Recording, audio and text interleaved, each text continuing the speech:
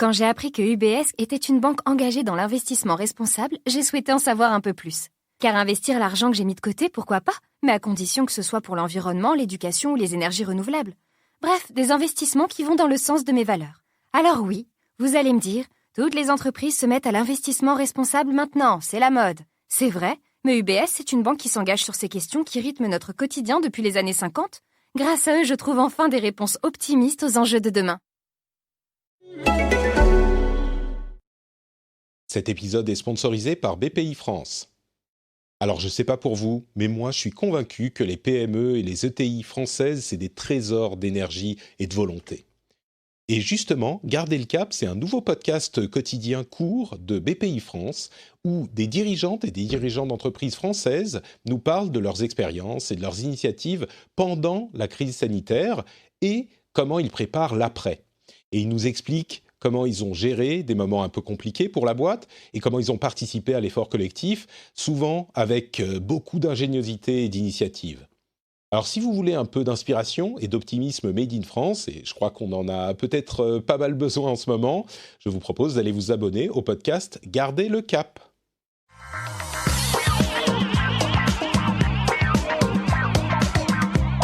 Bonjour à tous et bienvenue sur le Rendez-vous Tech, l'émission où on vous résume toute l'actu tech, internet et gadgets. Je suis Patrick Béja et aujourd'hui, alors deux choses. D'abord, je suis sur la connexion 4G parce que la fibre a sauté, ça arrive de temps en temps, donc mes excuses par avance si. Mais vous voyez, dans ma campagne finlandaise, quand on n'a pas la fibre, on a quand même la 4G, même à 10 km de la première ville, donc c'est quand même cool. Et la deuxième chose, c'est que mon fils est un petit peu malade, il a éternué 2 fois, donc évidemment, on ne l'emmène pas à la crèche, et donc il est dans la pièce d'à côté, donc je parle pas trop fort encore une fois. Heureusement, il y a à côté de moi, virtuellement, Cédric Ingrand et Elsa Bimbaron qui sont là et qui, eux, peuvent parler très fort. Comment allez-vous, messieurs, dames ? Moi, je suis au bord de la crise de jalousie depuis que je sais que dans ta campagne, tu as la fibre et la 4G, parce que moi, c'est la 4G, mais pas la fibre. Oui, mais comme tu vois, chez lui c'est fromage ou dessert. Tu as l'un ou l'autre, apparemment. Non, généralement, ça fonctionne. Bon, on a plein de choses qu'on va évoquer. Et je vais faire un truc un petit peu différent d'habitude, comme on l'a fait 1 ou 2 fois par le passé ces dernières semaines et ces derniers mois. On va parler des gros sujets sérieux, à savoir l'attitude de Facebook par rapport aux messages injurieux de certaines personnalités et la manière dont elles sont gérées. On va en parler un peu plus tard dans l'émission. On va commencer avec des news tech un petit peu plus cool, puisque vous le savez évidemment, le but de cette émission, c'est de vous parler de toutes les news tech cool et intéressantes et d'approfondir dans l'analyse, bien sûr. Et on va faire ça sur les news diverses, un petit peu moins, oppressante, parce que c'est vrai que depuis quelques semaines et quelques mois, ça pèse beaucoup. Donc on va commencer avec des trucs Apple, des trucs sur de la 5G, des trucs sur de la pornographie, etc., des questions légales, bien sûr. Et avant ça, j'aimerais tout de même remercier les auditeurs qui soutiennent l'émission sur Patreon, à savoir Pascal Bertossa, Petite, Dominique Jean-Prost, Elgor Rast, Stéphane Rodet, Jérémy Dubreuil, Quentin Lehambre, Pierre G et Norbert Lataille. Merci à vous tous et à tous ceux qui soutenaient l'émission.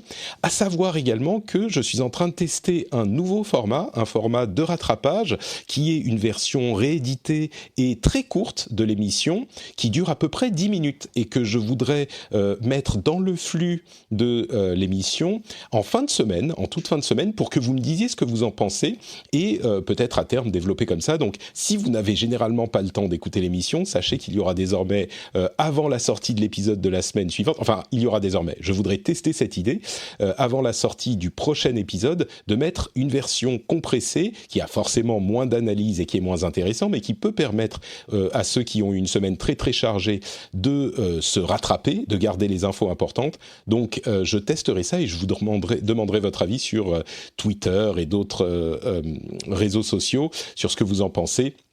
Donc, on en reparlera à ce moment, mais sachez que va arriver, on va dire, vendredi midi, soirée, cet épisode compressé, et je serais curieux d'avoir votre avis. Les patriotes, les gens qui soutiennent, ont déjà eu la primeur de la chose avec l'épisode de la semaine dernière. Là, vous aurez celui de cette semaine. Bon, allez, Cédric et Elsa sont super chauds bouillants, n'est-ce pas ? Vous êtes prêts à parler tech, à tout nous faire comprendre ? Moi, je vous avoue qu'il y a des choses que je comprends pas, donc je suis content que vous soyez là. Première chose, on va parler un petit peu Apple. Quand on veut sourire pour différentes raisons, c'est toujours vers Apple qu'on se dirige. Il semblerait qu'ils sont en train de repenser à l'idée de réunir tous leurs abonnements en même temps dans un seul abonnement, ce qui est logique, on en avait déjà entendu parler, mais si vous avez vu passer la news ici et là, la partie importante, c'est que les contrats pour Apple Music n'incluent pas la possibilité de regrouper tous sur un abonnement. Donc, a priori, c'est pas pour tout de suite quand même. Donc, moi, j'étais très content, et puis j'ai lu la fin de l'article et je me suis dit, oh, bon, tant pis. L'iPhone 12 serait encore plus probablement décalé au mois d'octobre plutôt qu'au mois de septembre pour son lancement. Et il y a une possibilité, possiblement avec iOS 14, d'enregistrer les appels directement pour certaines applications. Moi, ça m'a immédiatement fait penser à la possibilité, enfin, d'enregistrer des podcasts directement sur un iPhone, ce qui en ferait un studio parfait, un studio d'enregistrement. Ouais. C'est là qu'est allé ton esprit. Évidemment, attends, t'imagines, tu lances un FaceTime avec quelqu'un et tu cliques, boum, record, ne serait-ce que le son, hein, même pas la vidéo. Bien sûr. Allons pas jusque-là, mais pourquoi pas. Et ça y est, ça marche. Là, ouais, ce serait une réelle avancée. Il y a des solutions, surtout dans le monde Android, parce que il y a des choses un peu plus ouvertes, mais oui, ce serait, c'est nice to have. C'est pas révolutionnaire, mais oui, ça ferait plaisir. Le regroupement de tous les abonnements Apple TV, Apple Music, Apple News Plus aux États-Unis, et puis tout simplement iCloud et ces choses-là, c'est logique également. Je suis surpris que ça soit pas déjà arrivé en fait, mais il semblerait qu'ils travaillent dessus. Vous le voyez arriver ? Bah oui, quand tu pourras le payer avec ton Apple Card. Je plaisante, mais sur Apple Card, ils vont t'encourager à évidemment faire tes achats chez Apple avec ton Apple Card en échange de crédits gratuits, de facilités de paiement, etc. Mais il y a une logique éminente, c'est-à-dire que tu es quand même dans la grande maison de l'intégration verticale. Donc si on peut te vendre, mais même si on peut te vendre en fait le package, parce qu'en fait, quand tu achètes un iPhone ou quelque chose de ce genre, c'est pas juste un appareil que tu achètes. Alors là, je vais avoir l'impression de me faire la voix du communiqué de presse, mais tu vois, tu achètes la clé qui te permet de rentrer dans un écosystème seamless, comme on dit en anglais, parce qu'en français, ça veut dire sans couture, ce qui est quand même pas terrible. Mais où, voilà, tout est intégré, tout marche bien ensemble. Donc c'est vrai que si tout à coup on te dit, tiens, je te donne Apple Music, Apple TV, un iPhone, plus des services, ton stockage en ligne, ton machin. Et je te dis, c'est 49,90 tout compris, et tu changes d'iPhone dès qu'il y en a un nouveau, je pense que tu achètes. Ça, il y a déjà une version. C'est un bel outil de fidélisation. Enfin, ça fait un petit moment que les opérateurs télécoms ont compris comment ça fonctionne. Quand les opérateurs télécoms proposent des packs Internet, téléphone mobile pour toute la famille, les family trucs, c'est pas juste parce qu'ils aiment les enfants, hein, c'est parce que plus tu as d'abonnements chez un opérateur, enfin peut-être aussi, c'est parce que plus on a d'abonnements chez un opérateur, plus on a envie de rester chez cet opérateur. C'est une telle prise de tête de changer. Là, une fois que tu vas plus résilier ta vidéo, ton machin, ton truc, tu t'auras tout en un seul endroit et puis dans ta petite bulle avec ta petite pomme. Et tout ira bien. C'est ça, on arrive pas en fait à pointer le moment où les services d'Apple, particulièrement sur iPhone, sont passés d'un statut où ils étaient un outil de fidélisation, parce que c'était ça quand même au début, l'App Store. C'est-à-dire, voilà, tu vas rentrer dans un écosystème, tu auras tous les outils, tous les machins, iCloud, pareil, évidemment. Et en fait, c'est des choses qui vont, te simplifier la vie, mais deux, te la compliquer quand même largement si tu veux passer dans la boutique d'en face. Et un jour, il y a eu, une espèce de, on a passé un Rubicon et ces services sont devenus, là pour le coup, des machines à générer du cash pour Apple. Mais ça reste aussi, évidemment, à la base des outils de fidélisation. Et c'est vrai que, voilà, si tu es serré par comment dire, le fait que tu aimes bien la plateforme, le fait que tu aimes bien tes iPhones, tes machins, tes iPads, tes trucs, mais en plus tous les services qui vont autour. C'est ça aussi pour moi l'Apple Card, c'est tout parce que l'Apple Card elle ne fonctionne que sur iOS. Tout à coup passer à Android en l'occurrence, ça devient c'est ça, comme lourd, compliqué si c'est à la fois ta banque, ta musique, ton machin, le truc de toute la famille, ton iCloud, tes photos. Comme le disait Elsa, c'est ça, quand c'est tellement prise de tête de passer à un autre service que bon. Et justement, Elsa, toi qui connais bien les opérateurs que tu évoquais à l'instant, il semblerait que SFR et Bouygues aient exprimé l'envie de retarder le déploiement de la 5G en disant que on a d'autres préoccupations en ce moment, ce que je peux comprendre, que la 5G n'est pas forcément une priorité parce que la 4G fonctionne très bien et qu'on n'a pas forcément d'usage urgent pour la 5G. Je crois me souvenir en voyant tes tweets que t'es pas forcément d'accord avec cette vision. Est-ce que on pourrait pas se dire bon bah ça va, on a un peu de temps pour le déploiement de la 5G? Non, mais ils ont fait plus que oui, ça a été des appels assez vifs au gouvernement à repousser les enchères, parce que déjà les enchères, ça va coûter 2,17 milliards d'euros au bas mot, à diviser par 4, mais bon, il y a déjà des chèques de 350 millions d'euros à faire, ils n'ont pas trop envie de les faire, même s'il y a des échelonnements de paiement. Donc les arguments de SFR et Bouygues, qui en plus ont choisi Huawei et donc ils sont pas sûrs de pouvoir continuer avec Huawei pour au moins la moitié de leur réseau, donc ils sont dans une situation qui est un peu compliquée par rapport à Orange et Free, c'est de dire ben voilà, la 5G on n'en a pas besoin, regardez les gens ont peur, ils croient que ça transmet le Covid-19, ils brûlent des antennes, c'est effectivement ce qu'ils ont dit, hein. Juste pour préciser, voilà. C'est pas toi qui en rajoute, c'est effectivement ils ont dit bon le public comprend pas, il faut le temps de machin, ils ont pris ça comme argument. Non, j'en rajoute pas du tout, je donne les vrais arguments. En synthétisant, parce que c'était très long, mais ce sont des vrais arguments qu'ils ont avancés, et en disant la 4G ça fonctionne, les vrais usages de la vraie 5G sont pas là, etc. Bon, alors dans les arguments du pour la 5G, et moi je suis assez à l'écoute de ces arguments, comme tu l'as remarqué, c'est de dire mais voilà, la 5G elle est là, elle est lancée en Chine, elle est lancée aux États-Unis, elle est lancée dans d'autres pays européens, et en téléphonie mobile, on sait d'expérience, toutes les infrastructures télécom d'ailleurs, que la fonction crée l'usage. C'est-à-dire que les applications 5G ne vont pas naître sans 5G, elles vont arriver avec l'infrastructure disponible. Et on commence à avoir des tests, c'est ce qu'évoquait, je vais faire un peu d'autopromo aussi, Agnès Pannier-Runacher dans une interview au Figaro. Elle évoquait le lancement d'applications dans les hôpitaux à Wuhan pour monitorer à distance des malades du Covid sans interaction pour des prises de température, des petites opérations simples, sans intervention humaine, qui sont rendu possible par la 5G, qui est une infrastructure stable sans latence. Donc, ça, on ne peut pas le faire en France, on ne peut pas le tester si on n'a pas de réseau. C'est aussi bête que ça. Donc, qu'est-ce qu'on fait? Ça ne marcherait pas en 4G, ça?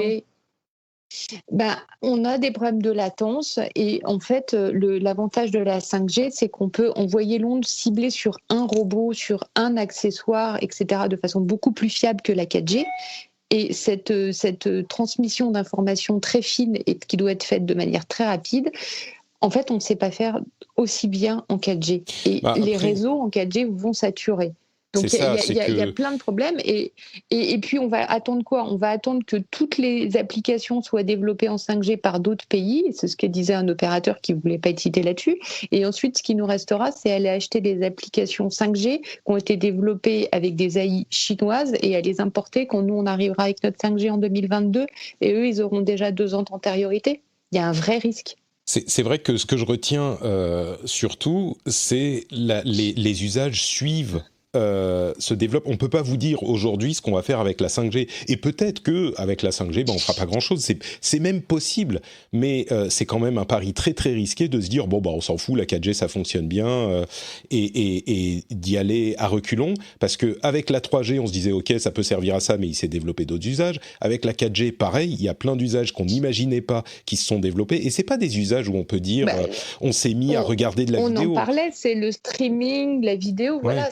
Mais c'est pas juste. Ce que je veux dire, c'est que oui, on peut regarder de la vidéo, mais du coup, les usages vont plus loin. C'est-à-dire que on utilise la vidéo tout le temps, on est sur Twitter tout le temps, on est sur d'autres applications tout le temps. Il y a des applications qui utilisent. Maintenant, on part du principe qu'on est connecté tout le temps avec une connexion fiable, correcte, en 4G. Pour la plupart des applications. Et ça, c'était pas exactement comme ça qu'on le voyait à l'époque de la 3G. On se disait, on va avoir la même 3G, mais plus rapide. C'est pas exactement ça. Pareil avec la 5G. On pourrait bédouiller des usages avec le Wi-Fi et la 4G, mais la 5G offre aussi une multiplicité d'appareils, des connexions plus rapides, plus fiables, etc. Et c'est toujours difficile, ces conversations, parce qu'on ne sait pas exactement, précisément pointer du doigt ce que ça va donner. Mais il y a de fortes chances que ça donne d'autres usages, et comme tu le dis, on risque d'être en retard. Bon, après, est-ce que 6 mois changent toute l'histoire? Mais on est déjà un peu en retard aussi, c'est ça qu'il faut comprendre. Le problème, c'est qu'on est déjà en retard, parce que dans leur course à être les premiers, les Chinois et les Américains ont commencé à mettre les premiers réseaux commerciaux, donc avec des gens qui payent un abonnement pour y accéder, fin 2019, c'était octobre 2019.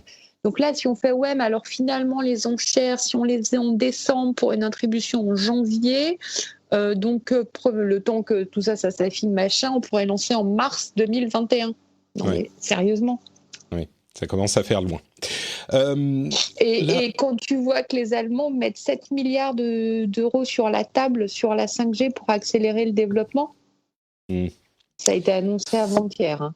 Bon, c'est une concurrence très virtuelle parce que les réseaux sont de toute façon locaux. Alors c'est évidemment, on pourra se comparer en disant regarde les Allemands sont en avance. C'est surtout que les applis, tout ce que ça va entraîner. Les applications ne le sont pas du tout. Enfin, Spotify, c'est pas une application française que je sache, ni YouTube. Et hop.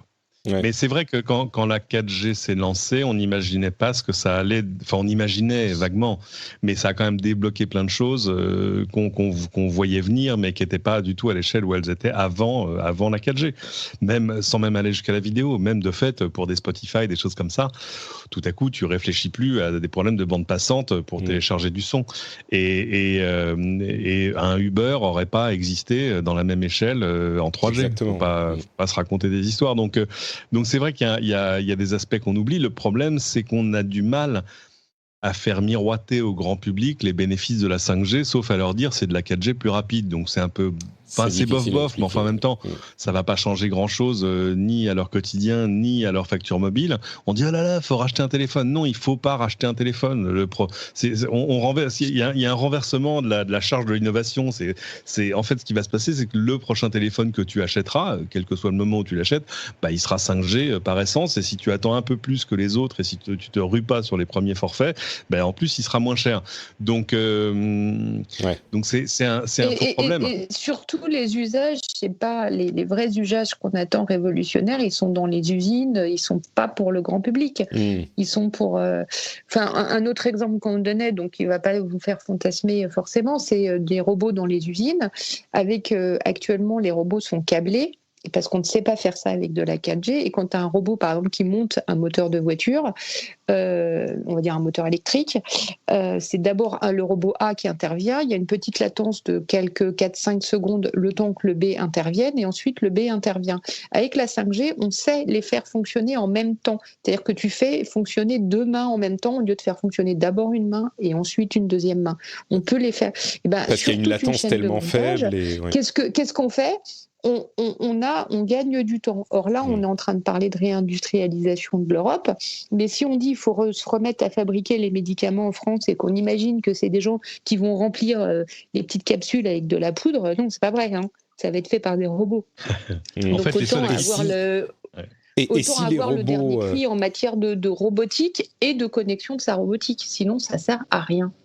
Et si les robots qui travaillent en Chine, et on va avancer après, parce que si les robots qui travaillent en Chine, ils peuvent gagner 5 secondes sur chaque échange de robots, et qu'au final ça te fait gagner, 20-25% de temps de production, oui, ça, en plus des autres choses à prendre en compte, ça joue également. Et bon, écoutez, puisqu'on parle de start-up et de technologie, la France a annoncé développer un fonds de 500 millions d'euros pour protéger nos startups. Comment ? Par des investissements, des prises de participation dans ces startups qui ont eu l'air, alors vous n'étiez pas parlé avant, vous n'étiez pas consulté, mais ça n'a pas eu l'air de vous convaincre, cette idée.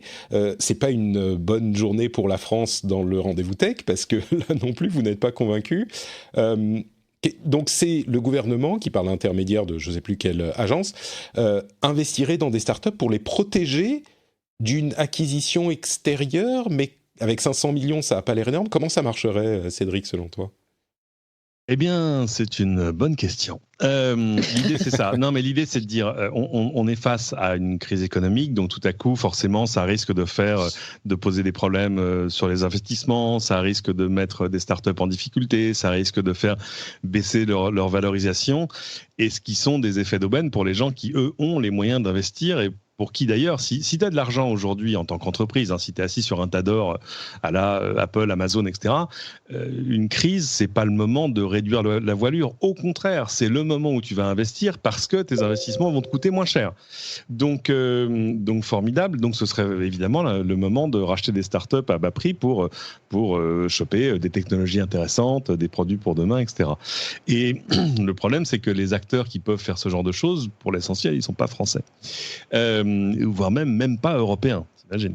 Donc c'est une stratégie défensive qui est de dire on va investir dans des startups, si possible pour s'inviter à leur conseil d'administration, pour avoir en gros une place autour de la table et pour empêcher d'autres de les racheter. Bon, c'est pourquoi pas. Oui, parce qu'une participation, on parle de je sais pas, enfin je dis n'importe quoi, mais 5%, ils vont pas faire une prise de participation majoritaire dans les entreprises. On va pas faire à 500 millions, on va pas faire la nationalisation des startups. Ça, soyons clairs. Alors c'est peut-être pas non plus 5% parce qu'il s'agit de participation minoritaire, mais un minoritaire ça va jusqu'à 49, donc ça laisse un petit peu de marge entre les deux. Oui, bien sûr, mais comme le disait Cédric, 500 millions... Il est dans des 15-20% plutôt quand il a une participation dans une entreprise, c'est-à-dire un peu le minimum pour avoir une place au conseil d'administration. Et pour reprendre l'expression d'un journaliste que j'aime beaucoup, c'est-à-dire Cédric Ingrand, c'est Tati Daniel au conseil d'administration, quoi.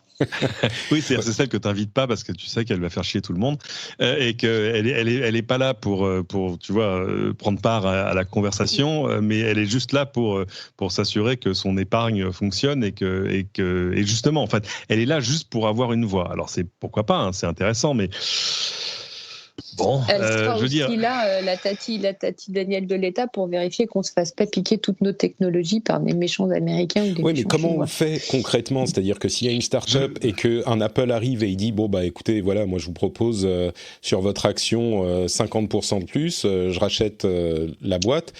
L'État, avec 15%, peut pas s'y opposer, si ? Je comprends pas, ou alors j'ai pas compris. Alors, il y a des... Soit tu fais des montages financiers, c'est rarement pour des sociétés cotées, c'est plutôt pour des startups qui en sont encore à du capital d'amorçage, du capital risque, etc. Mais en 2019, je crois que c'est quoi en France, le capital risque, c'est plus de 700 sociétés qui ont levé près de...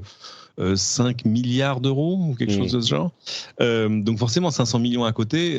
Si c'était pour dire on a identifié, je sais pas, 5 sociétés, 10 sociétés, 20 sociétés sur lesquelles il faut absolument qu'il n'y ait pas d'effet d'aubaine du fait de la crise et qu'elles ne puissent pas être attrapées au vol par de grands investisseurs, bref, enfin en gros par des GAFA.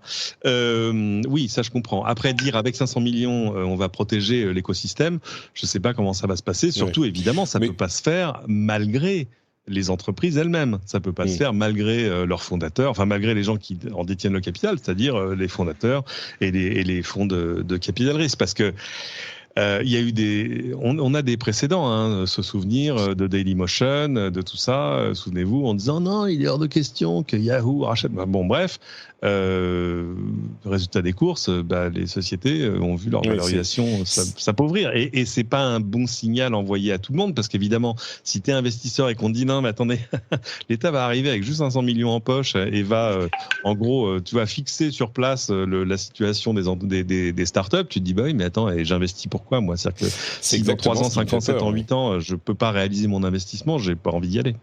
C'est exactement ce qui me fait peur, et on a vu l'exemple de Dailymotion nous fait nous terrifie tous parce que, ok, on l'a pas vendu à Yahoo, mais du coup, bon, peut-être que même Yahoo n'aurait pas réussi à retourner la situation. Ils n'ont pas un track record d'exemples éclatants de réussite avec les boîtes qu'ils ont achetées. C'est pas, mais quand même. C'est un peu l'EHPAD de la tech. Mais Dailymotion, c'est pas qu'ils aient connu une croissance incroyable depuis cette époque non plus. Bon, bref. Faut pas dire que ça les ait aidés non plus, non. Disons que si c'est ciblé, pourquoi pas, ces 500 millions, ça peut aider effectivement à garder des sociétés dans le giron français pour qu'elles continuent à se développer dans le giron français, mais se développer jusqu'où, la question se pose. Il y a une autre question que je vais vous poser. Moi, je trouve que c'est une dernière chose. Moi, je trouve que c'est bénéfique que la France ait une réflexion là-dessus et une stratégie sur ce genre de choses. Ça, c'est vachement bien. Et je veux dire, on va pas se plaindre à chaque fois on va pas se plaindre des deux faces de la même pièce. On va pas dire, faut se souvenir, il y a 10 ans, on disait, ils ont pas d'idée, le politique, c'est le degré zéro de la technologie, ils savent pas quoi faire, ils sont même pas capables de regarder ce qui se passe ailleurs sur comment accompagner l'investissement, etc., etc. Aujourd'hui, on a plein de trucs, on a la BPI, et puis surtout, on a des politiques sous le fait d'une évolution à la fois culturelle et générationnelle qui ont compris, qui savent et qui s'intéressent. Donc ça, c'est super. Après, c'est vrai que la tentation, tu vois, tout ce qu'on voit sur les appels à la souveraineté numérique, etc., ok, mais il faut évidemment pas réfléchir comme un coq sur son tas de fumier. Tu vois ce que je veux dire en disant je suis le plus haut de mon tas de fumier. Bah oui, mais c'est mon tas de fumier et il est limité aux frontières de l'Hexagone. Donc on est dans un marché européen. Il faut au moins réfléchir comme ça, et de toute façon la technologie est un marché mondial, là aussi il ne faut pas l'oublier, mais ça de toute façon c'est des choses que les fondateurs et les investisseurs vont rappeler à la puissance publique en disant merci de votre aide, mais on vous laissera rentrer si on veut. Ouais, mais c'est aussi, enfin, on a tellement écrit, alors là je fais un peu l'avocat du diable, que c'est la Chine a un fonds souverain, le Qatar a un fonds souverain, les États-Unis le font de manière indirecte. Pourquoi est-ce que l'Europe, pourquoi est-ce que la France se dote pas d'un fonds souverain, que quand on commence à mettre en place un espèce d'outil qui commence à y ressembler, bon, c'est vrai qu'on est un petit peu de mauvaise foi, mais on est peut-être aussi déçus parce qu'on aurait bien aimé que le montant soit plus élevé. Ouais. Je crois qu'il y a de ça. Parce qu'avec 500 millions, t'as plus c'est intéressant. Hein. Je regardais, parce qu'évidemment, tout ça est fait aussi au nom de la sauvegarde de technologies qui seraient essentielles pour l'avenir. Moi, je regardais je dis souverain. Voilà, je regardais le top 5 des investissements de capital risque en France l'année dernière. Il n'y a pas beaucoup de technologies cruciales pour l'avenir. C'est-à-dire, tu vois, tu as Miro, qui est cette place de marché de photographe, je crois, c'est ça, non ? Il y a Doctolib. Bon, c'est bien Doctolib, mais... Ça peut être important si ça commence à agréger des données de santé. Ouais, ok. Il y a Insect, qui est une boîte géniale pour faire de la nourriture pour animaux à base d'insectes. C'est super, mais bon, ok. Et puis il y a Mano, le truc où tu vas acheter ta perceuse. Donc c'est bien. C'est des chouettes entreprises parce qu'en plus souvent c'est du commerce et du machin, donc ça peut marcher. Mais c'est pas le truc qui te dessine la technologie du monde de demain. Donc et là encore c'est pas mal parce que de toute façon avec 500 millions ils vont pas. C'est des gens qui ont levé plus de 100 millions quasiment à chaque fois. Effectivement. Oui, mais c'est exactement ce que tu dis. Après, on peut cibler et dire, on va pas laisser partir Data IQ complètement aux États-Unis. Exactement, ouais. Voilà, donc on va laisser sa chance aux produits et on les jugera sur pièce. On verra dans quelques mois. Un autre produit qu'on pourra juger sur pièce, c'est Gaia X, qui n'est pas un produit, mais alors là, pour le coup, effectivement, j'ai pas bien compris. C'est un regroupement franco-allemand pour le cloud européen qui vise à réunir les compétences et les capacités de plusieurs grandes sociétés du cloud et de l'infrastructure du net en Europe pour, là encore, une question de souveraineté de l'informatique. Quelle est cette initiative ? Vous me l'expliquiez un petit peu avant qu'on ne commence à enregistrer. Est-ce qu'il y a un de vous deux qui veut se lancer ? C'est pas évident à expliquer. On va faire comme d'habitude. Elsa va expliquer et après je viendrai persifler. C'est moche. Oui, en fait, c'est une coquille, c'est une enveloppe légale qui va permettre aux entreprises, déjà d'apporter aux entreprises la portabilité de leurs données sur le cloud. Aujourd'hui, il n'y a pas de RGPD pour les entreprises, il n'y a pas de portabilité des données parce que tout ça, c'est des contrats qui sont passés entre les sociétés et puis entre les acteurs du cloud. Et dans un contrat privé, on met ce qu'on veut. Donc il y a aussi éventuellement la possibilité de ne pas pouvoir récupérer l'intégralité des données qui sont stockées quelque part quand on dit halte au jeu, moi j'irais bien faire stocker mes données ailleurs. Parce que finalement, le Doctolib dont on parlait tout à l'heure, je ne sais pas où il stocke ses données, mais un jour il va peut-être se dire, si je veux aller plus loin dans mon business, il faut que mes données soient stockées chez un acteur français ou européen du cloud pour pas être sous le coup du Cloud Act au hasard. Et il s'apercevra qu'il ne peut pas forcément le faire. Donc ça, c'est l'idée de Gaia-X, c'est de mettre en place une structure globale, un environnement législatif qui va permettre de faire ça. Et comme on apprend quand même un peu de notre histoire, dans leur grande intelligence, la chancellerie allemande et le gouvernement français se sont dit, tiens, on ne va pas refaire Numergy, d'ailleurs on ne se souvenait plus du nom tout à l'heure, je vous fais un peu de coulisses, et CloudWatt, donc qui étaient les acteurs du cloud souverain, on va laisser faire les acteurs privés qui savent faire. En France, on a OVH, on a Dassault Systèmes, on a Atos, Capgemini qui savent être acteurs du cloud à des degrés divers, et on va leur offrir les moyens d'apporter une réponse, mais on va leur offrir les moyens légaux d'apporter une réponse à Azure, à Amazon Web Services, etc. Ça a l'air plutôt d'être une Je vous entends plus. Ah, si, on est là. Non, mais on t'écoute, on boit tes paroles, Elsa. Mais ça a l'air d'être plutôt une bonne initiative, un bon moyen de faire les choses, non, Cédric? Alors, Cédric, tu veux persifler? Moi, je trouve, c'est pour ça que je dis, vas-y, persifle. Non, je vais pas persifler, mais en tout cas, c'est une démarche plus saine que ce qu'on avait vu les fois précédentes. De fait, avec CloudWatt et Numergy, qui était une espèce de réaction épidermique sur il faut absolument que l'on crée notre propre cloud à partir de rien. Alors, il s'appuyait quand même sur des gens. Hein. Derrière, il y avait du Orange, il y avait... Voilà. Mais tu vois, des trucs à la Quero en disant nous allons faire le Google européen, enfin tout ça, c'est des trucs qui, on le sait, ne fonctionnent pas. Tu ne décrètes pas ce genre de choses.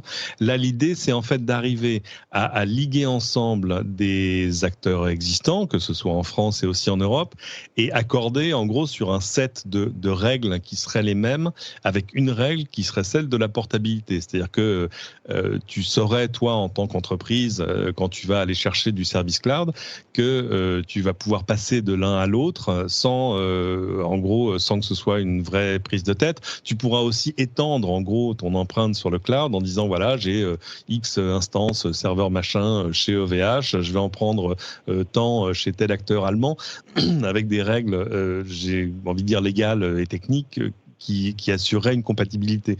Donc ça, c'est intelligent parce qu'en plus, ça te permet d'avoir des projets qui soient à l'échelle en évitant d'aller chez, oui, c'est ça, Google Cloud, AWS, Azure, même si aujourd'hui, il y a des choses que tu as du mal à faire si tu n'es pas chez un de ces acteurs-là. Comme quoi? Parce que, c'est aujourd'hui, mais peut-être que plus tard... non, mais en termes d'échelle et de présence, et de... Tu vois, parce que ça reste des acteurs... Alors, locaux, c'est vrai et c'est pas vrai, parce que si tu es OVH, tu as des centres serveurs quand même déjà un peu partout. C'est ce que j'allais dire, OVH est quand même... Pour ceux qui connaissent pas, OVH est quand même une réussite assez... un exemple de réussite assez impressionnant.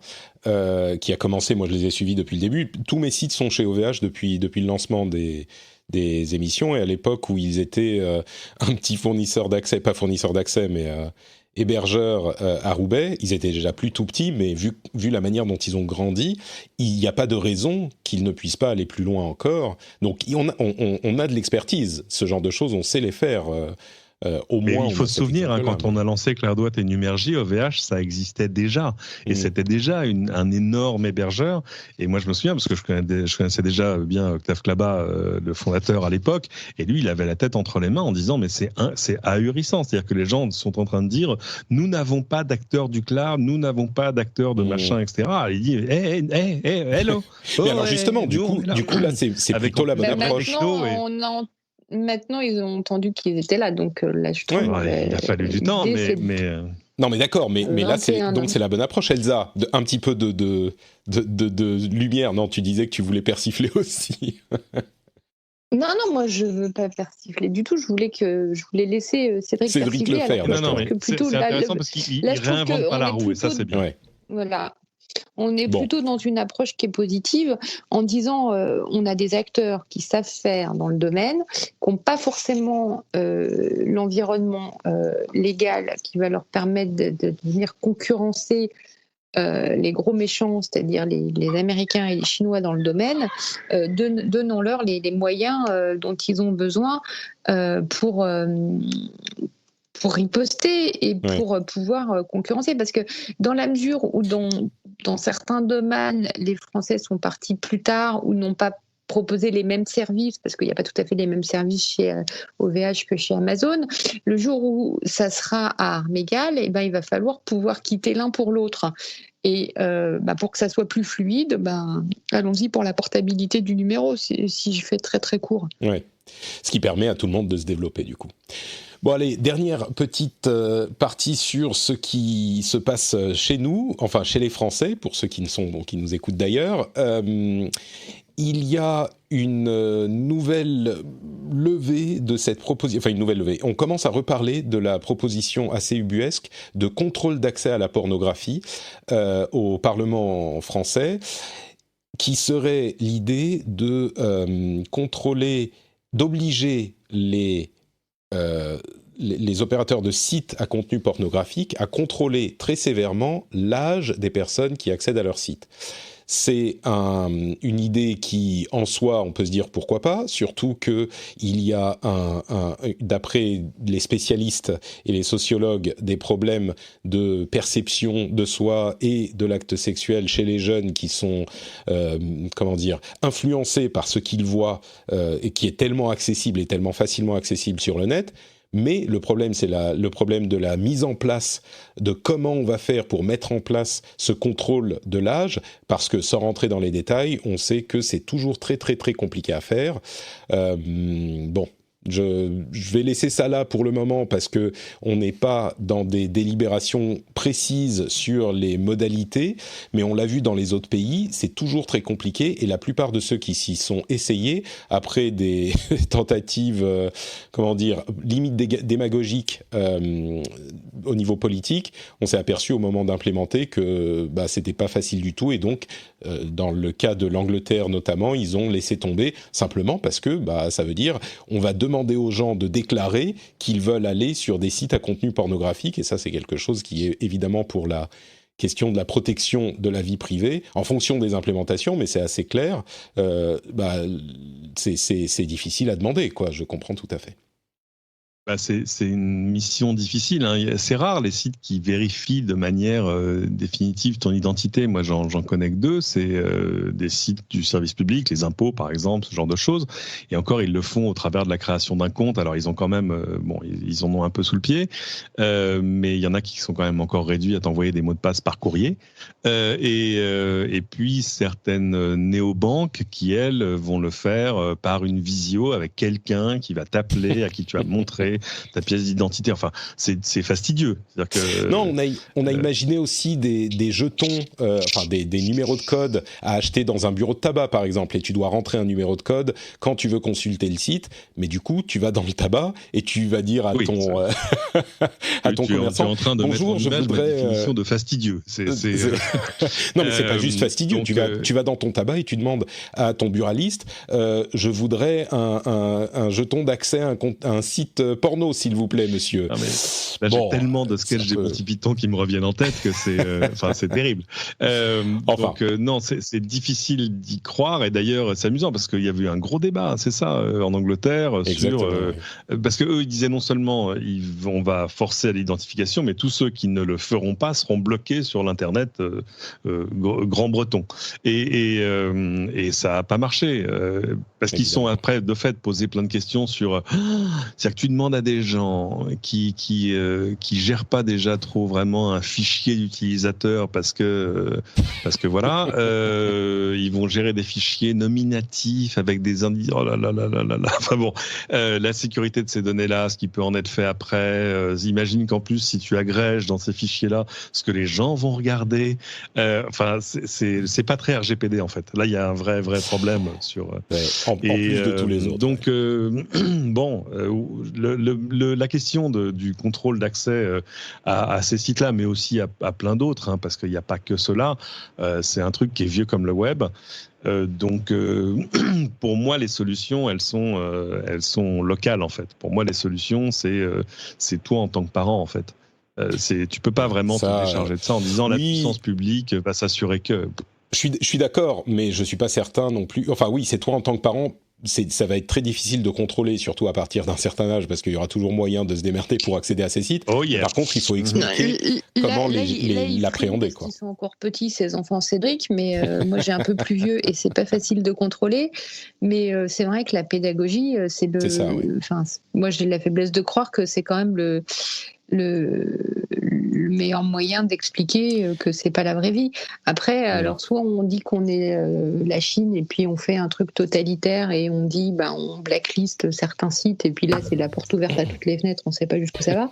Mais le coup du déclaratif, un gamin de 12 ans c'est le contourner, hein, donc franchement. Oui, les codes qui se revendent sous le manteau dans la cour de récré. Bon, bref. Et puis en plus évidemment la crainte c'est de dire non mais attendez, l'internet il est pas français, il est pas européen, il est mondial, donc en gros on va juste ouvrir la porte à plein de services qui seront dans des géographies où ils n'auront pas à se conformer à ce genre de choses, et voilà, exotiques ou pas si exotiques que ça, mais juste pas européennes par exemple, et tout à coup en fait on n'aura rien résolu à rien. On aura juste mis en danger notre industrie pornographique européenne, mais voilà. Ça, on s'en fout un peu, mais c'est surtout les gens qui travaillent pour cette industrie qui seraient en danger, quoi. Voilà, et on n'aura pas vraiment trouvé une solution, et surtout on aura déplacé le trafic vers des gens sur lesquels, pour le coup, on n'a absolument aucune emprise. Donc avec qui on peut même pas discuter. Le danger, il est toujours là quand tu fais ce genre de choses. Et là aussi, c'est vieux comme le web. Je pense pas que ça va beaucoup évoluer, mais c'est vrai, la capacité des jeunes générations à passer au travers de tous les filtres que tu peux mettre en place. Je veux dire, la phrase préférée de mon fils, 7 ans, c'est It's okay, Dad, I know your code. Voilà. Bon, écoutez, sur ces bons mots d'un jeune enfant de 7 ans, on va faire une petite pause. Je vais vous dire 2 choses avant de vous parler de Patreon. D'abord, on va parler dans un instant de Facebook et des problèmes qui agitent la toile en écho aux problèmes qui agitent le monde un petit peu. Et on va parler vraiment, enfin, nous, on est 3 personnes relativement privilégiées. On va parler de ces problèmes qui nous touchent, j'imagine, relativement peu. Ça ne veut pas dire qu'on n'en est pas conscient. J'aimerais vous encourager, encore une fois, à aller écouter le Phileas Club, qui est un autre podcast que je fais, où j'ai parlé la semaine dernière avec un habitant de Minnesota. On a discuté de son expérience, du contexte de sa vie, et qu'il nous explique, alors c'est une émission en anglais, je suis désolé, mais ça nous explique un petit peu d'où il vient et ce qu'il fait et ce qu'il vit. Et j'espère, si tout va bien, demain, enregistrer un autre épisode. Donc demain, on est mardi aujourd'hui, mercredi, un autre épisode du Phileas Club, sans doute une partie en anglais et une partie en français pour le coup, parce que je vais parler à des personnes de couleur françaises. Et quand je dis je vais parler, je vais les écouter, comme c'était le cas avec l'épisode sur l'habitant de Minnesota. Donc, même si on va parler de tout ça, on va en parler sur l'aspect tech, et surtout, je pense que si c'est un problème qui vous préoccupe, peut-être qu'il faut aller loucher du côté d'autres sources, je vous y encouragerai. Et donc, pour ma part, ma contribution, c'est le Phileas Club. Je peux mettre le lien dans les notes de l'émission, mais Phileas Club, qui est une émission anglophone que je fais depuis très longtemps, dans laquelle, pour les derniers épisodes donc, je traite de ce sujet. Et donc, Patreon, c'est vous qui soutenez cette émission-ci, le Rendez-vous Tech, et je vous en suis infiniment reconnaissant. C'est grâce à vous que cette émission fonctionne, que cette émission peut exister. Donc, si vous appréciez, on parlait des magazines qui se vendent dans le kiosque ou sous le manteau. Et ben, écoutez, c'est un petit peu comme à l'époque, si ça vous évoque quelque chose quand vous alliez acheter vos Tilt et autres Gen 4 ou plus récent, possiblement, et ben vous, en plus de la publicité que vous aviez dans les magazines, vous alliez payer vos quelques francs ou quelques euros à votre kiosquier. Et ben là, vous avez une solution encore plus cool. En plus du fait que vous pouvez soutenir financièrement l'émission, ça vous enlève la pub, ça vous enlève même ce petit laïus au milieu de l'émission. C'est en plus de ça, ce qui permet à l'émission d'avancer et l'émission d'être de la qualité, j'espère que vous appréciez, puisque vous l'écoutez, j'espère, depuis un petit moment. Et si c'est le cas, patreon.com/rdvtech, à chaque fois, l'un de mes arguments les plus forts, c'est pourquoi pas ? Franchement, posez-vous la question, pourquoi pas ? Pourquoi ne pas soutenir l'émission ? Vous l'écoutez depuis un moment, vous l'appréciez, vous la trouvez intéressante, distrayante, parfois drôle même peut-être. Pourquoi pas la soutenir ? Si vous n'avez pas de bonne réponse à cette question, et il y a plein de bonnes réponses, mais si vous n'en avez pas, peut-être dirigez-vous vers patreon.com/rdvtech et regardez tous les bonus en plus que tout ça peut offrir. Je vous y encourage et je vous remercie, vous tous qui le faites déjà. Bon, donc, la partie un petit peu moins drôle de l'émission, d'abord, est-ce qu'on parle de Facebook d'abord ou est-ce qu'on parle du reste de la tech d'abord ? Je vais dire peut-être le reste de la tech pour dire que on a vu énormément de messages de nombreux acteurs de la tech qui disent « Ah, Black Lives Matter, c'est vraiment pas cool ce qui se passe en ce moment, nous soutenons les efforts qui visent à réduire les inégalités ». Et évidemment, de nombreuses personnes se sont gratté la tête une demi-seconde et ont dit « Vous soutenez, mais alors, est-ce que vous soutenez comment ?» C'est-à-dire que vous mettez un message sur votre page Twitter, et après il y a quoi ? Parce que ça fait quand même un bon moment qu'on s'est rendu compte que les problèmes d'inégalité se sont vraiment fait jour dans cette industrie, et on a vu qu'avec tous les rapports qu'ils émettent, ces géants de la tech, tous les ans, les choses ont très très peu évolué. On parle de moins d'1% de représentativité dans une bonne partie de ces géants de la tech. On a vu aussi des gens qui critiquent des sociétés comme Amazon notamment, qui fournit du matériel de reconnaissance faciale, alors qu'on sait que le matériel de reconnaissance faciale, les technologies sont biaisées pour tout un tas de raisons et biaisées en défaveur des personnes de couleur. Donc effectivement, on est en droit de se poser la question. Il y a, plutôt que de rester dans le négatif, quelques initiatives qui ont été intéressantes dans ce domaine. Alexis Ohanian, notamment, qui est l'un des fondateurs de Reddit, a annoncé qu'il démissionnait du board de Reddit et qu'il voulait laisser sa place à un candidat noir pour entrer au board de Reddit. Il a aussi il a donné de l'argent, etc. Il y a des choses comme Google Assistant et Siri qui répondent aux questions sur Black Lives Matter et All Lives Matter, qui est la réponse que donnent certains opposants généralement en disant c'est pas que les vies des personnes de couleur qui sont importantes, c'est les vies de tout le monde, donc pourquoi ? Bon, c'est un argument qu'on entend tout le temps qui vise à discréditer en fait les prises de parole et les tentatives de mise en lumière des problèmes des inégalités qu'on voit un petit peu partout. En français, on appelle ça noyer le poisson. Noyer le poisson un petit peu, voilà.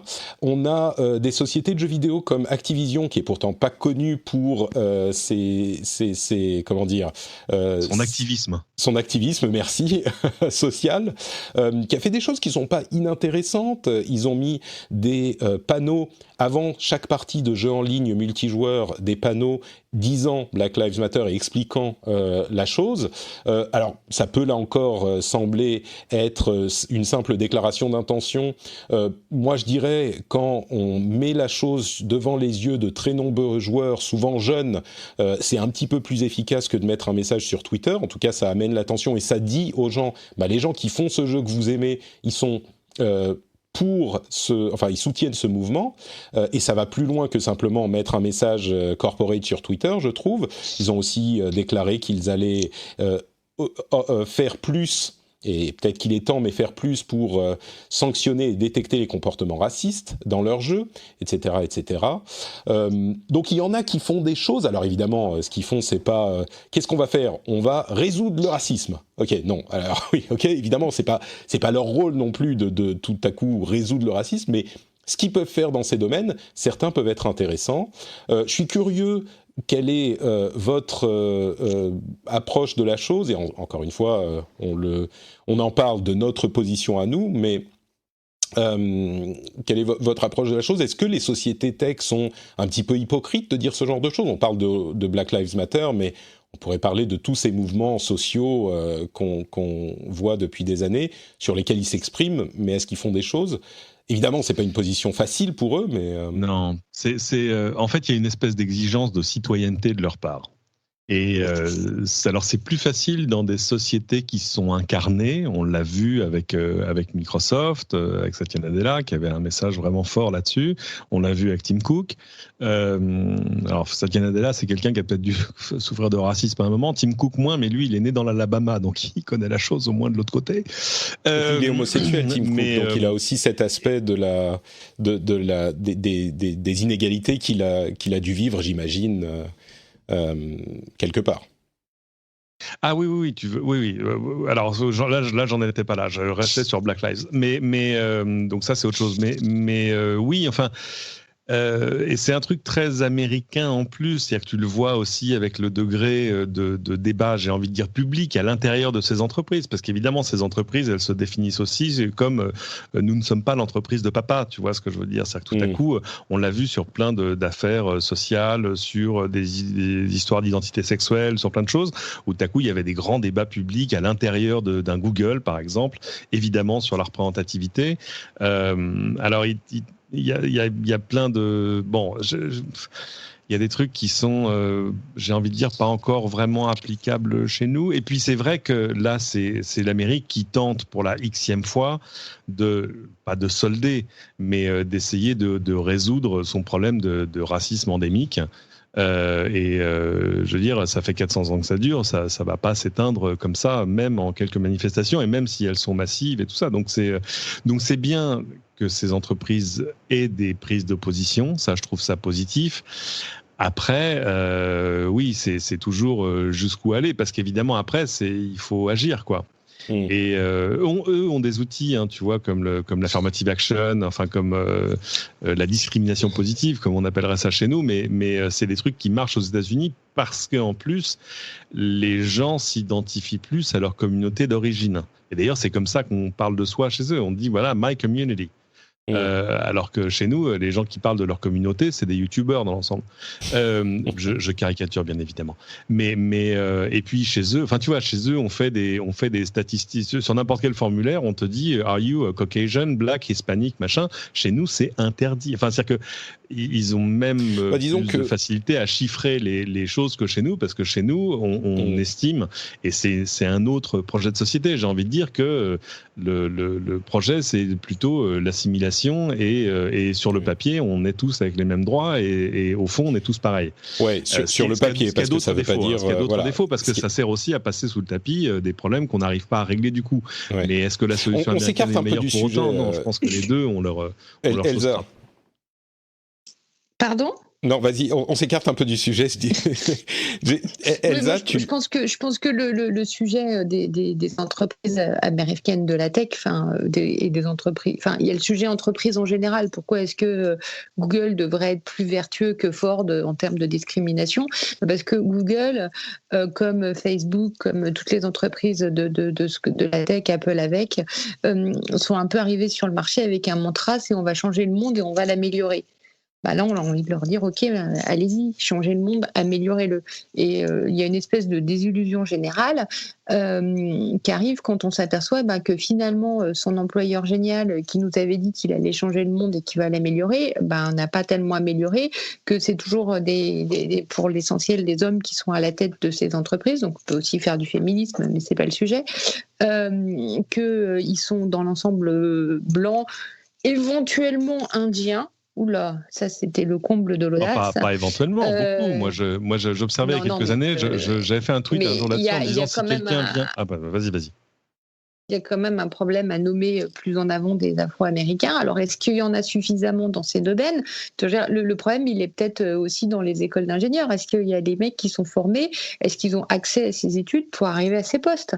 Enfin, jusqu'où on fait démarrer la prise en compte ? Est-ce qu'il y a un vrai plafond de verre aux États-Unis dans ces entreprises ? Et moi, je pense que là où les sociétés de la tech sont plus sous le feu des projecteurs que d'autres, c'est que déjà, elles donnent la parole aux gens, puisque Facebook, Twitter, sauf si j'ai raté un truc, c'est des réseaux sociaux, donc leur raison d'être, c'est l'expression, et que un de leurs mots de jeu, je le répète, c'est de dire on va améliorer le monde. Pas l'impression qu'ils le fassent vraiment. Je suis d'accord sur le fait que le filtre des écoles est un vrai souci. Moi, à chaque fois, je ressors la citation de Charles de Gaulle qui disait...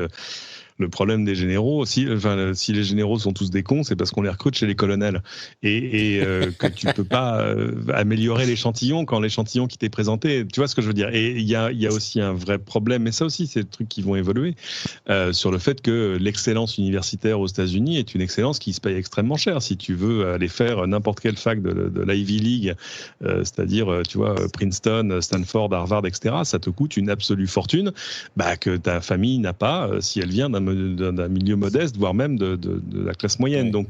Donc c'est vrai que la représentativité à l'intérieur des entreprises, à l'intérieur des géants de la Silicon Valley, à mon avis, elle est quand même pas loin de la représentativité d'une promotion de Stanford.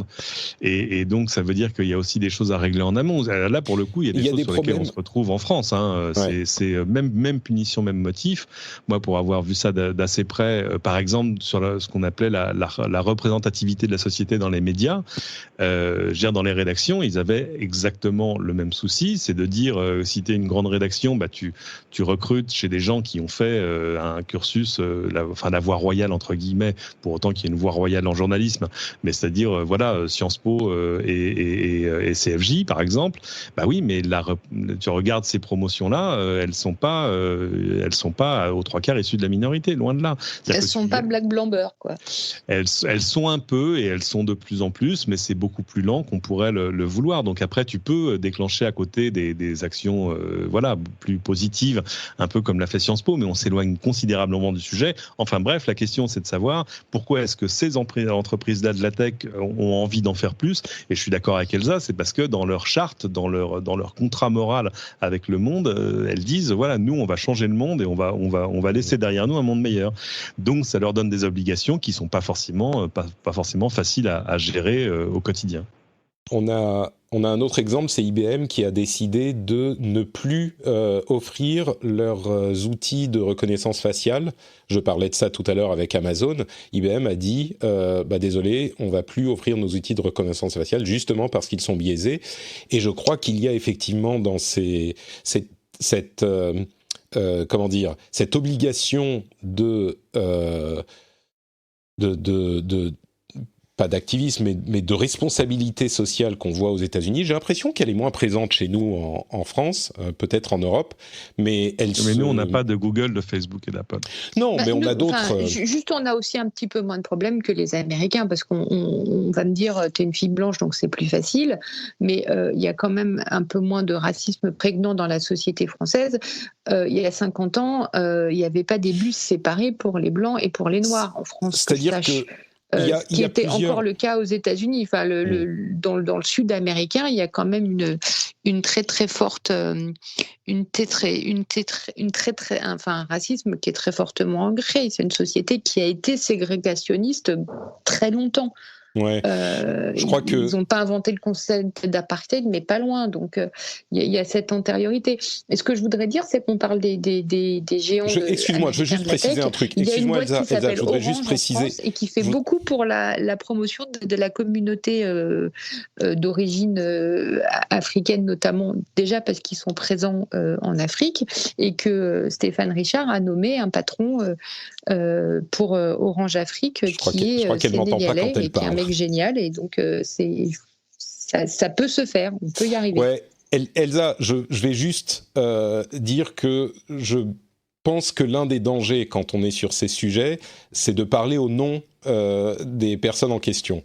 Et je voudrais vraiment rappeler que, enfin, j'espère que je vais faire l'épisode demain, mais mon initiative parce que pour vous dire, écoutez, je vais être totalement transparent. C'est pas des sujets sur lesquels je suis très expert. C'est des sujets que je suis pas forcément qualifié pour couvrir. Mais la chose que je sais, c'est que la tentation de parler et d'expliquer pour les gens est grande. Et je ne veux pas expliquer pour les gens. Non, bien sûr, mais la situation française n'est pas la situation américaine. Je suis d'accord. Mais en fait, tu es en train de dire qu'on est en train de faire du white-splaining. Bon, un petit peu, mais surtout le fait que, évidemment, je suis complètement d'accord avec toi. Aux États-Unis, ils ont des flics qui sont armés jusqu'aux dents, qui tirent avant de poser des questions. Les problèmes ne sont pas les mêmes. Mais de préférence, si tu es sur les Noirs d'ailleurs, mais ça, on a bien compris qu'ils préféraient viser les personnes de couleur que les autres, les flics américains qui se prennent pour des cow-boys. Disons que ce que je veux pas, un petit peu différent. Ce que je veux pas, c'est que certains comprennent, donc tout va bien ici. Tu vois ? Non. Non, clairement pas. Non, mais je sais que c'est pas ce que tu dis. C'est pas la même situation. Je sais que c'est pas ce que tu dis, mais je pense que certains pourraient l'entendre de cette manière, et peut-être que certains voudraient l'entendre de cette manière. Donc je le mentionne parce que je sais que si je le fais pas, on va pas me le reprocher, mais on va le mentionner, et je pense qu'on n'aura pas tort. Donc et c'est pour ça aussi que je dis qu'il faut aussi souligner les bonnes initiatives et que Orange est une des rares entreprises qui a fait cet effort-là et qui œuvre aussi à mettre en place une politique qui permet de nommer des gens qui sont représentatifs des clients qu'ils sont censés adresser. Bon. Il y a un autre élément à cette conversation qu'évoquait d'ailleurs Elsa à l'instant, enfin pas à l'instant mais il y a quelques minutes, la question du rôle des grandes sociétés de réseaux sociaux et donc de communication qui nous aident à parler au monde, et notamment Twitter, Snapchat, Instagram, etc. Et bien sûr l'énorme 100-pound gorilla, Facebook. TikTok. Alors, mais TikTok, figure-toi que TikTok, les Américains, les enfants américains de 4 à 15 ans passent autant de temps sur TikTok que sur YouTube. Croissance de massif, 50%, c'est incroyable. Mais du coup, TikTok est aussi dans cette catégorie, sans doute. Mais on s'intéresse d'un petit peu plus près à Facebook, et du coup, je me retourne vers Elsa, parce que Facebook est la société qui a décidé de ne pas toucher aux propos du président Trump, spécifiquement. Snapchat a limité la portée des messages de Trump.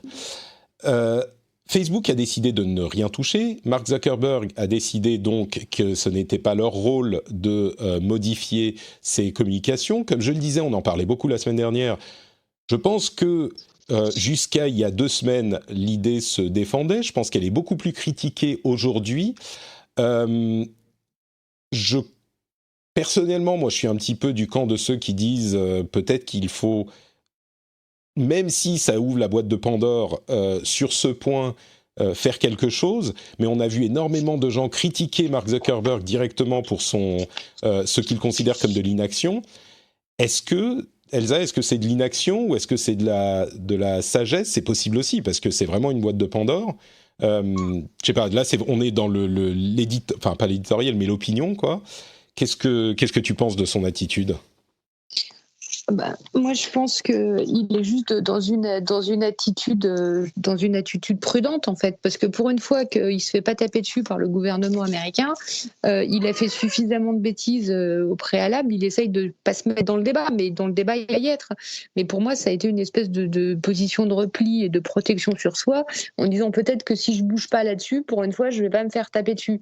Je vois pas d'autre explication à part la crainte de mal faire et de se retrouver sous le coup d'une nouvelle loi ou de quelque chose, parce qu'ils ont quand même pas mal de choses qui leur pendonnaient. On veut casser leur monopole. Eux, c'est pas les démanteler, c'est plutôt côté Amazon qu'il y a des menaces. Mais donc, ça serait de dire, enfin, moi, ce que je comprends, c'est ce que j'imagine plutôt, c'est finalement.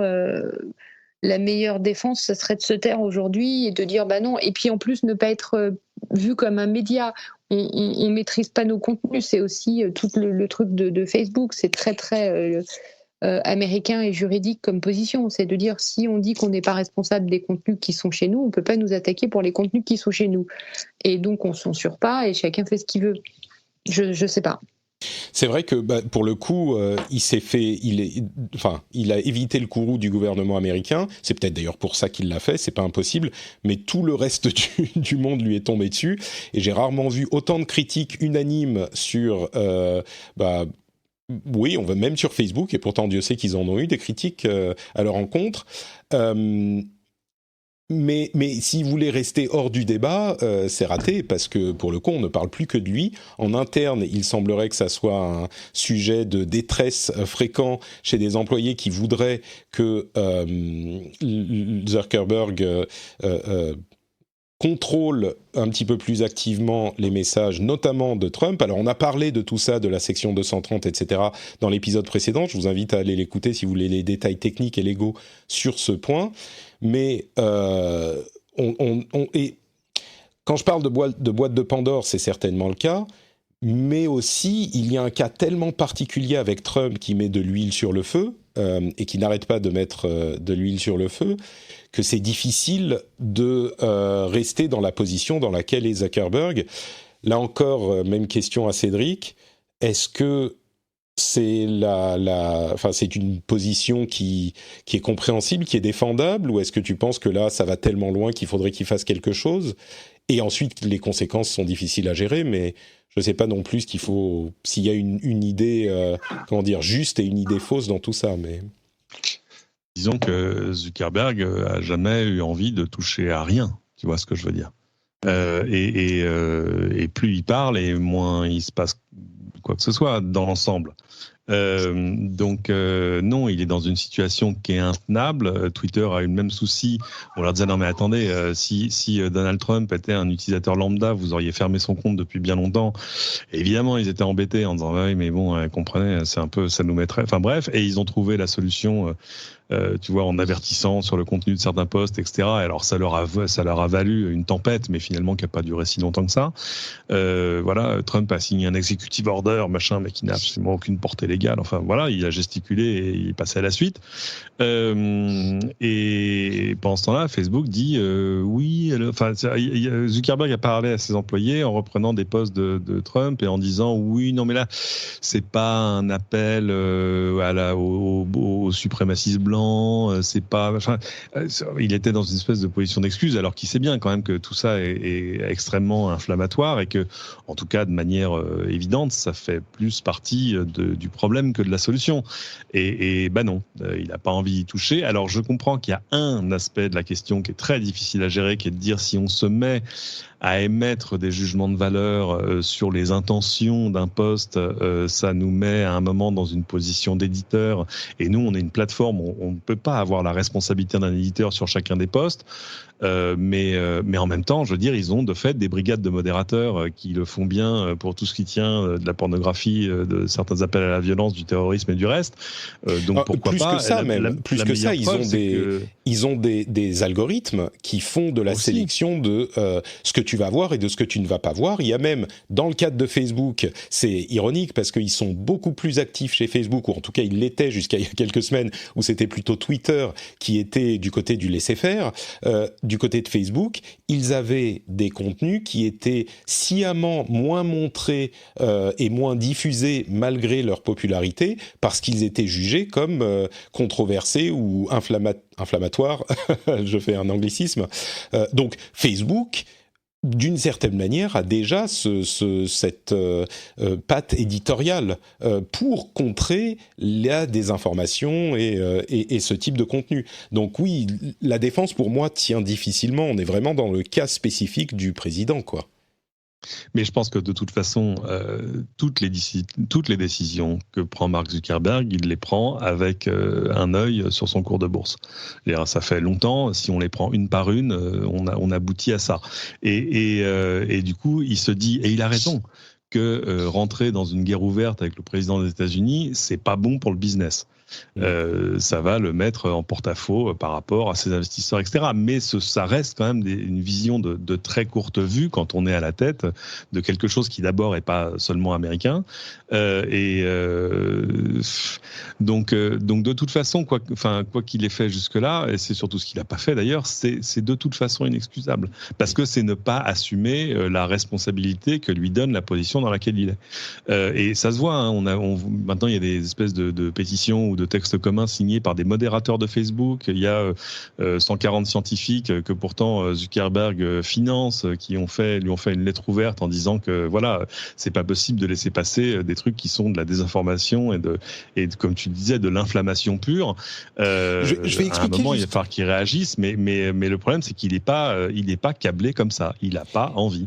Il y a deux choses. Ce truc est son jouet. Il y a deux choses à mentionner là-dessus. D'une part, les décisions sont prises par des comités de décision réunis autour de Zuckerberg, et dans les discussions qu'il y avait avec les employés, il y a eu un moment assez, malaisant où un des employés demandait « Mais est-ce qu'il y a des personnes de couleur dans vos comités qui ont pris cette décision ?» Et lui disait « Alors comment dire, je crois qu'il y avait Chris… » non, attendez, Chris, il n'était pas là, et c'était vraiment… Enfin, là, c'est… Bref. Et l'autre chose, c'est que c'est cette fondation dont 140 scientifiques ont écrit une lettre ouverte à Facebook qui est financée par l'une de leurs fondations. C'est l'une de leurs fondations. En fait, ce qu'ils disent, c'est que le fait de cacher les contenus, contrairement à ce qu'on pensait depuis un certain temps, le fait de cacher les contenus est moins efficace que le fait de les afficher avec un label et de mettre un label qui dit voilà, ce contenu est contesté. Et donc le fait de le cacher n'est pas, d'après leurs études à eux, peut-être que les études changeront après, mais comme dans tout, on est bien obligé de se tenir au consensus scientifique du moment. Et ben là, ils disent en fait, plus efficace pour faire reculer la désinformation, c'est de montrer le contenu en le labellisant. Et donc c'est ce que se refuse à faire Zuckerberg. Et il y a vraiment… Évidemment, le cas du président Trump est incroyablement spécifique parce qu'il est dans une position… Il y a des gens qui me disent « Ah, mais Trump, c'est le seul qui dit les choses clairement, qui se tient à son programme, ce genre de choses. » C'est mieux que d'avoir des politiciens qui mentent tout le temps. Même sans faire de la politique, et là on parle de questions tech, hein, des sujets qui sont amenés par la tech, c'est pas des questions de politique partisane, je vous l'assure, peut-être que vous ne me croirez pas, mais vraiment c'est comme ça que je le considère. Trump n'est pas en train de faire ça pour être droit dans ses bottes par rapport à ce qu'il disait avant. Trump est en train de faire ça comme n'importe quel autre homme politique parce qu'il y a une élection en fin d'année et qu'il est en train d'essayer de se faire réélire. Et ce faisant, à mon sens, là je suis un tout petit peu dans l'analyse, mais enfin il ne faut pas aller très très loin pour comprendre ce point de vue, admettons même qu'il se tienne à ses idéaux énoncés dans sa campagne qui n'avaient rien à voir avec les réalités de la situation, il est dans une position où sa responsabilité est immense, et là j'en viens à la partie analyse, il se défausse de sa responsabilité. On parlait de la responsabilité des réseaux sociaux, elle est évidemment grande, mais Trump est dans une position totalement unique parce qu'il se défausse de sa responsabilité d'unification du pays, d'unification de figures rassembleuses du pays. Et ça, il le fait à des fins électorales. Soyons très clairs, c'est évident. Donc, la défense, lui au moins, il fait ce qu'il fait, c'est quelqu'un de droit. Je suis désolé, ça tient pas vraiment. Mais non, c'est du pipeau, je sais pas qui te dit ça, mais c'est… Non, mais on l'entend ici et là. C'est-à-dire que… Non, mais Trump, il sait que le seul moyen de rallier à lui son public habituel, c'est de manier la peur. Donc évidemment, il n'est pas dans le rassemblement, il est dans le contraire du rassemblement. Il ne faut pas oublier que la semaine où il y a eu, tu vois, l'énorme scandale Twitter qui a osé censurer ou au moins mettre des avertissements sur les posts du président et où tout à coup, lui est parti en sucette complet, c'est la semaine où les États-Unis passaient les 100 000 morts du Covid-19. Donc tout à coup, c'était forcément un sujet de conversation beaucoup plus confortable pour le président. Bon, évidemment, alors après, avec George Floyd et ce qui s'est passé derrière, tout ça est passé évidemment au 14e plan de l'actualité. Donc maintenant, ça y est, le président a construit son mur, mais il l'a juste construit autour de la Maison-Blanche. Ça, au moins, c'est réussi. Mais voilà, c'est que lui aussi, tu as d'un côté un Zuckerberg qui regarde uniquement la ligne bleue des Vosges de la courbe de son action et un Trump qui, ce qu'il fait en ce moment, il est en train d'embaucher des analystes pour faire des méta-analyses des sondages de popularité. Il n'est pas en train d'essayer de rassembler le pays. Lui, il n'a qu'une vue, c'est novembre. Parce qu'il sait en plus que s'il n'est pas réélu, il a quand même des chances d'aller en prison. Donc on comprend l'urgence de son côté. Mais on est quand même bien loin des idéaux, tu vois, de la démocratie américaine habituelle. Et du coup, la raison pour laquelle j'évoque tout ça et pour laquelle on en discute, c'est que la responsabilité d'avoir un discours socialement responsable retombe sur les réseaux sociaux et Twitter qui décide de donner du contexte à un message du président, c'est Bon, on va pas repartir sur ce sujet, mais Zuckerberg qui décide de ne pas le faire, c'est encore une fois dans cette idée qu'avec des grands pouvoirs arrivent de grandes responsabilités. Peut-être que Zuckerberg voit juste au milieu de tout le reste de l'industrie tech qui voit pas juste, c'est possible, mais étant donné la position assez unique du président américain, moi j'ai l'impression que laisser faire un incendiaire, c'est plus irresponsable que le fait de mettre un seau d'eau à côté de lui pour que chacun puisse se dire bon bah je vais éteindre le feu qui commence à prendre sur mes pieds ou au moins m'informer de ce qui se passe avec cet incendiaire. Et voilà. Bon, bref. Ce qui est sûr, c'est que toutes les lumières, tous les lampadaires, les projecteurs, voilà, c'est le terme que je cherchais, sont sur Zuckerberg en ce moment, et la pression est forte sur ses épaules. Bon bah écoutez, c'était un sujet long. Je ne sais pas si Elsa, tu veux nous aider à conclure peut-être un dernier truc où on referme cette page ? Non, je pense que tu as raison. Il regarde son cours de bourse et puis le reste, il a bien vu que, s'il doit dire que s'il a survécu à Cambridge Analytica, il peut bien survivre à 2-3 tweets mensongers de Donald Trump. Il a peut-être mis la barre un peu trop. Peut-être qu'il y a un sentiment d'impunité aussi chez Zuckerberg. Je sais pas. En fait, pour tout dire, je comprends pas la décision. Donc j'ai beaucoup de mal à en parler. Je comprends pas ce qu'il lui a pris. Pourquoi il fait ça ? Ouais. Pourquoi il prend pas position à part en disant comme ça je serais pas embêté et on peut pas dire que je suis une plateforme de contenu et non je suis pas un média et pour des problèmes de pur droit quoi. Je crois que sinon ça, je comprends pas. Je crois que ça résume l'attitude générale. En fait, la raison pour laquelle ça provoque tellement de discussions, c'est que tout le monde est un petit peu incrédule face à cette parce qu'il commence à y avoir une vraie obstination en fait de Zuckerberg sur ce point.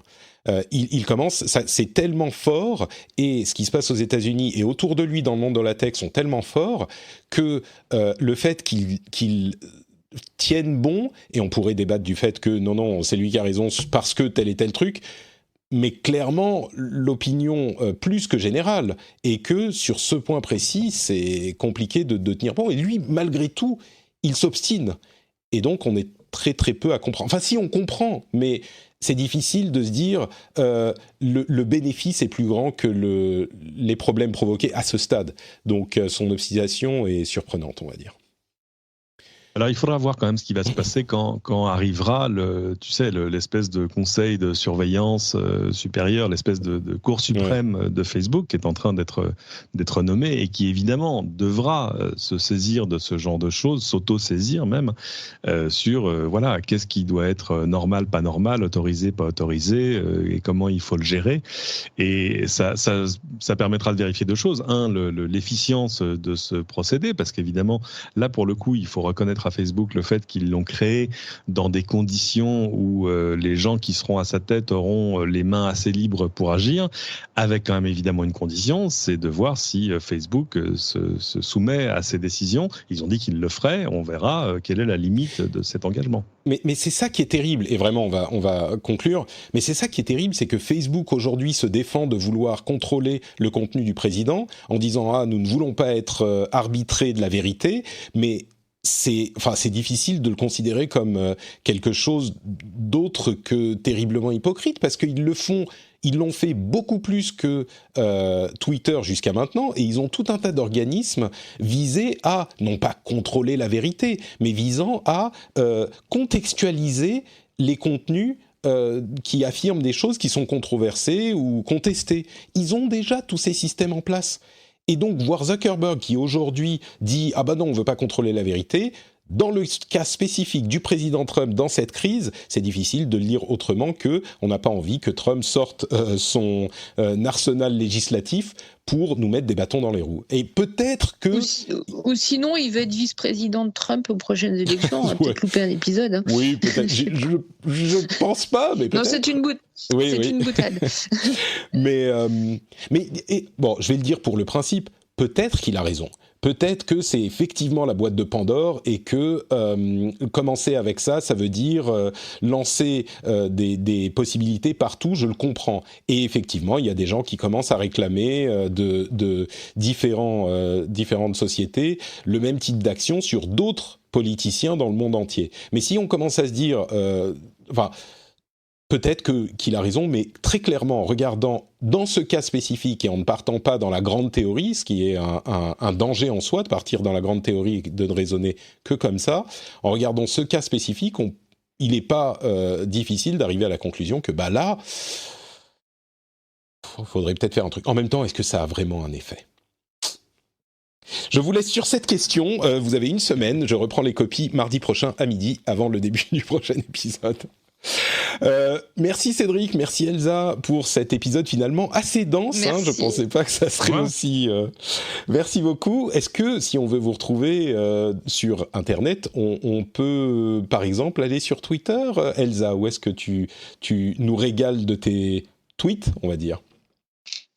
Si vous voulez tout savoir de la vie du hérisson de mon jardin, c'est sur Elsa Bimbaron, tout simplement, sur Twitter. Magnifique, merci beaucoup. Elsa Bimbaron, le lien sera dans les notes de l'émission, évidemment. Oui, parce qu'après, il faut savoir écrire mon nom, et ça, c'est que les gens motivés qui y ont accès. Bimbaron, très facile.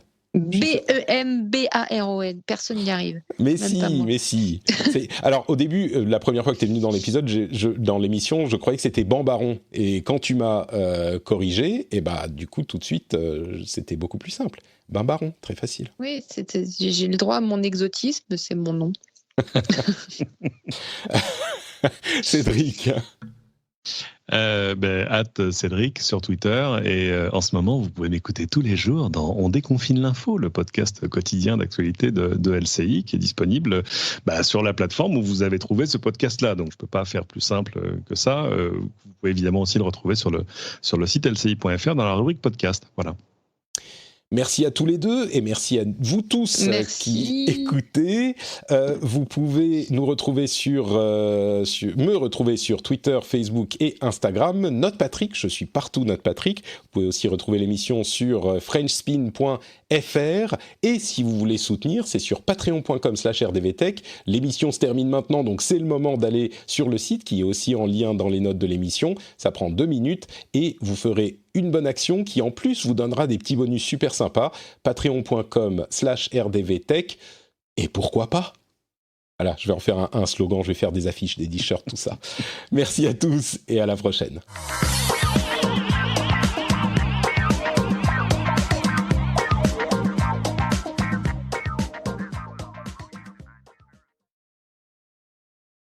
Cet épisode est sponsorisé par BPI France. Alors, je ne sais pas pour vous, mais moi, je suis convaincu que les PME et les ETI françaises, c'est des trésors d'énergie et de volonté. Et justement, Gardez le cap, c'est un nouveau podcast quotidien court de BPI France où des dirigeantes et des dirigeants d'entreprises françaises nous parlent de leurs expériences et de leurs initiatives pendant la crise sanitaire et comment ils préparent l'après. Et ils nous expliquent comment ils ont géré des moments un peu compliqués pour la boîte et comment ils ont participé à l'effort collectif, souvent avec beaucoup d'ingéniosité et d'initiative. Alors, si vous voulez un peu d'inspiration et d'optimisme made in France, et je crois qu'on en a peut-être pas mal besoin en ce moment, je vous propose d'aller vous abonner au podcast Gardez le cap.